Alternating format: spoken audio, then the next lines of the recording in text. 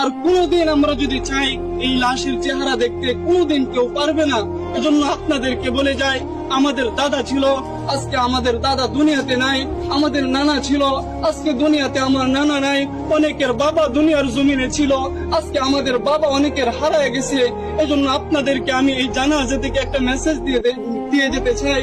যারা আজকে মনে করতেছেন যে দুনিয়ায় আমার জন্য আসল, এ দুনিয়ায় আমার, এ দুনিয়ায় আমার, আল্লাহ তাআলা বলতেছেন আমাল হায়াতুদ দুনিয়া ইল্লা মাতাউল গুরুর, যে দুনিয়াটা হচ্ছে একটা ধোঁকা, এ দুনিয়ার সবকিছু ধ্বংস হয়ে যাবে। আমাল হায়াতুদ দুনিয়া ইল্লা মাতাউল গুরুর, যে দুনিয়াটা ধোঁকা। আজকে তোমার স্ত্রী, সন্তান, আত্মীয় স্বজন এরা সবাই ধোঁকা। এজন্য মুহতারাম হাজরিন, দুনিয়ার মুখ থেকে আজকে আমরা আমাদের চেহারা, আমাদের দিল, আমাদের কলব আজকে আমরা আল্লাহর দিকে ফিরাইয়া দেই। যে জিন্দেগিতে যত গুনাহ করছি, আজকে এই জানাজা থেকে আমরা প্রতিজ্ঞা করতে চাই আর গুনাহ করব না। যেই কবরে আমাকে যেতে হবে, সেই কবরে আমাকে একা থাকতে হবে, আর গুনাহ করব না। এই প্রতিজ্ঞা করে যদি আমরা এই জানাজা থেকে যেতে পারি, ইনশাআল্লাহ এই জানাজা আমাদের জন্য সফলতা বয়ে আনবে। সুবহানাল্লাহ। কথা লম্বা করার কোনো প্রয়োজন নেই।